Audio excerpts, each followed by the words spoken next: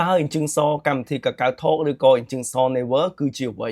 បាទអញ្ចឹងបងប្អូនដោយសារតែមានបងប្អូនយើងបាទមួយចំនួនគាត់អត់ទាន់យល់ច្បាស់នេះគាត់មានការងឿងឆ្ងល់ថាតើអញ្ចឹងសហ្នឹងគឺជាអ្វីបាទអញ្ចឹងថ្ងៃនេះគឺខ្ញុំនឹងមកបញ្ជាក់ជូនទៅដល់បងប្អូនអរគ្នាបានបាទស្គាល់កាន់តែច្បាស់អំពីបាទអញ្ចឹងសបាទអញ្ចឹងបងប្អូនអញ្ចឹងសគឺមានអញ្ចឹងសកាកាវថត Never ឬក៏បាទអញ្ចឹងសផ្សេងទៀតបាទអញ្ចឹងសនេះគឺយើងបាទប្រើប្រាស់ដើម្បីបញ្ជាក់បាទសម័យខ្លួនថាពិតជាយើងប្រកាសមែនអញ្ចឹងបងប្អូនដែលគេហៅថាជាបាទវិញ្ញាបនបត្រអេឡិចត្រូនិកអញ្ចឹងណាបងប្អូនបាទហើយសួរថាតើអញ្ចឹងសនេះគឺយើងប្រើប្រាស់នៅពេលណាខ្លះហើយប្រើប្រាស់បាទសម្រាប់ធ្វើអ្វីខ្លះបងប្អូនណាបាទអញ្ចឹងបងប្អូនទី1គឺយើងប្រើប្រាស់សម្រាប់បាទចូលទៅក្នុង app ធនាគារបងប្អូនធ្វើការ login ជាមួយនឹង internet banking ហ្នឹងក៏យើងត្រូវការប្រើជាមួយនឹង engine SO ដែរបងប្អូនណាបាទហើយទី2បងប្អូនតាក់ទងជាមួយនឹងការដែលយើងដកបាទវិញ្ញាបនបត្រផ្សេងជាពិសេសគឺយើងដកបាទដូចជា Win សាស៊ីជឹងយ៉ាងសគឺជាលិខិតបញ្ជាក់បាទសុពលភាពនៃការសាកនៅក្នុងប្រទេសកូរ៉េរបស់យើងអញ្ចឹងបងប្អូនគឺយើងអាចទៅដកនៅក្នុង app បាទឆុងប៊ូ24បងប្អូនក៏ត្រូវប្រើប្រាស់បាទជាមួយនឹងបាទអញ្ចឹងសនឹងផងដែរបាទ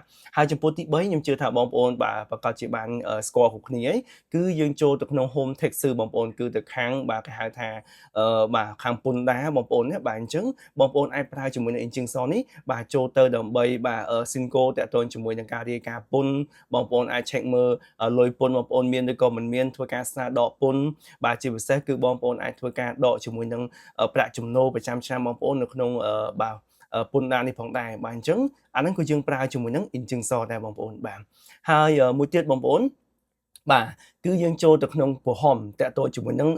គេហៅថាធានារ៉ាប់រងបងប្អូនណាបាទដូចជាបងប្អូនស្គាល់ស្រាប់ហើយគឺធានារ៉ាប់រងសុខភាពខនខាងប្រហមហ្នឹងគឺយើងអាចប្រើជាមួយនឹង engine SO ដើម្បីបាទចូលទៅ login ណាបាទមានថាយើងចូលទៅពិនិត្យមើលតើបងប្អូនមានជាពាក់បាទជាមួយនឹងខនខាងប្រហមដែរឬទេបងប្អូនបានបងគេគ្រប់អស់ហើយឬនៅបាទអញ្ចឹងបងប្អូនក៏ប្រើជាមួយនឹង engine SO ហ្នឹងដែរបងប្អូនណាបាទហើយនឹងមានបាទជាច្រើនទៀតបងប្អូនណាបាទតែខ្ញុំរៀបរាប់ជូនបងប្អូននៅគេថាសំខាន់ដែលបងប្អូនត្រូវប្រើប្រាស់បាទជាប្រចាំអញ្ចឹងទៅបងប្អូនបាទនឹងហើយគេហៅថា engine SO ដែលបងប្អូនត្រូវតែមានដូច្នេះហើយគឺខ្ញុំបានបាទសម្រាប់បងប្អូនដែលគាត់បាទមានន័យថាគាត់អត់ទាន់ចេះបង្កើតនៅ engine SO ក៏ដូចជាបងប្អូនមានដូចជាកម្មវិធីកកៅថកហើយអញ្ចឹងបងប្អូនអត់ដឹងថាតើ engine SO នៅកន្លែងណាបាទបងប្អូនអត់ទាន់ចេះបង្កើតទេបាទអញ្ចឹងខ្ញុំក៏មានធ្វើជាវីដេអូជូនទៅដល់បងប្អូនដែរបងប្អូនអាចចុចបាទលើ link ខាងលើនេះហើយធ្វើការបាទមើលតាមរបៀបនៃការបង្កើត engine SO ថាតើបងប្អូនមាន engine SO ហើយឬនៅបើមិនទាន់មានបងប្អូនអាចបង្កើត engine SO មួយទុកទៅដើម្បីដូចខ្ញុំជម្រាបជូនអញ្ចឹងគឺយើងមានអត្ថប្រយោជន៍ជាច្រើនទាក់ទងជាមួយនឹង engine SO បាទចំពោះបងប្អូនចង់បង្កើត engine SO កកៅថតបងប្អូនគ្រាន់តែ download បាទ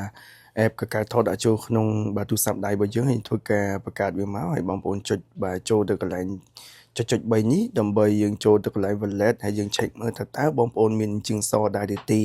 បាទចំប្រកាសនៃបែបនេះគឺបងប្អូនមិនទាន់មានទេបើសិនជា engine SO វាអាចលោតចេញជារូបតុក្កតាអញ្ចឹងណាបងប្អូនអញ្ចឹងបើសារតែអត់មានបងប្អូនសូមចុចកន្លែង engine SO ប្រើគឺបងប្អូនណាមិញហ្នឹងបាទបន្ទាប់មកទៀតគឺបងប្អូនបាទគូ tick ទាំងអស់មកហើយចុចពាក្យ continue បាទចូលមកដល់កន្លែងនេះគឺបងប្អូនត្រូវតែបំពេញនៅព័ត៌មានរបស់បងប្អូនចូលខាងលើឈ្មោះរបស់យើងគឺមានស្រាប់បងប្អូនតែអ្វីដែលសំខាន់បងប្អូនត្រូវរើសជាមួយប្រព័ន្ធទូរស័ព្ទបានត្រូវបងប្អូនណាបាទតើប្រព័ន្ធទូរស័ព្ទបងប្អូនប្រើជាមួយប្រភេទភ្ជាប់ LAN ឬក៏ប្រភេទជា Artiphone អញ្ចឹងទៅបងប្អូនបើសិនជាករណីប្រភេទ Artiphone បងប្អូនសូមរើសយកខាងក្រោមបើ LAN យើងយកខាងលើបងប្អូនរើសប្រព័ន្ធទូរស័ព្ទរួចរាល់ហើយបងប្អូនសូមបំពេញលេខទូរស័ព្ទចូលបាទនៅពេលបងប្អូនដាក់លេខទូរស័ព្ទចូលហើយសូមចុចពាក្យverify បាទបន្តមកទៀតគឺគេនឹងផ្ញើណាបាទលេខកូដបាទឲ្យបងប្អូនបំពេញចូលចំនួន6ខ្ទង់អញ្ចឹងគេផ្ញើសារមកបងប្អូនគ្រាន់តែយកលេខកូដមកបំពេញចូលមកបងប្អូនបាទហើយយើងចុចពាក្យថា next បងប្អូនណាបាទនៅពេលបងប្អូនចុចពាក្យ next ហើយគឺកន្លែងគេឲ្យយើងរើសជាមួយនឹងកុងធនាគារដែលបងប្អូនប្រើបងប្អូនណាបាទអញ្ចឹងបាទបងប្អូនបាទរើសមកថាតើបងប្អូនកំពុងប្រើប្រាស់ធនាគារអ្វីដែរបងប្អូនបាទយើងរើសបាទជាមួយធនាគាររួចហើយបងប្អូនបាទបំពេញជាមួយនឹងលេខគណនីធនាគារបងប្អូនចូលបងប្អូនណាបាទយើងបំពេញលេខកុងយើងចូលបងប្អូនណាបាទយើងអាចចូលទៅ copy ដូចខ្ញុំអញ្ចឹងខ្ញុំធ្វើការ copy ផាដាក់ក៏បានឬក៏បងប្អូនបំពេញចូលទៅផ្ទាល់ក៏បានផងដែរបាទនៅពេលបងប្អូនបាទបំពេញបាទកុងធនាគារចូលរួចហើយបងប្អូនសូមចុចពាក្យថាខាងក្រោមពាក្យ send ហ្នឹងបាទគេដាក់ send មកវ៉ុនហ្នឹងគឺគេផ្ញើលុយមកវ៉ុនចូលទៅក្នុងកុងធនាគាររបស់យើងណាអញ្ចឹងបងប្អូនមានសារចេញចូលគឺគេនឹងផ្ញើសារមកហើយបាទអញ្ចឹងបងប្អូនអាចចូល check មើលដូចខ្ញុំអញ្ចឹងនេះសារណាបាទគឺគេផ្ញើមកហើយប បងប្អូនអាចចូលទៅក្នុងបាទទូរស័ព្ទរបស់យើងចូលកន្លែង Messenger ហ្នឹងកន្លែងសារបងប្អូនបាទចូលទៅដល់សារហើយបងប្អូនចុចមើលទៅនេះគឺសារគេផ្ញើមកលេខចំនួន3ខ្ទង់គឺ939បងប្អូនណាផ្ញើបោកពីខាងកៅថកបាទអញ្ចឹងបងប្អូនអាចយកបាទលេខ939យកទៅពេញចូលយើងអាចមើលតាមសារក៏បាន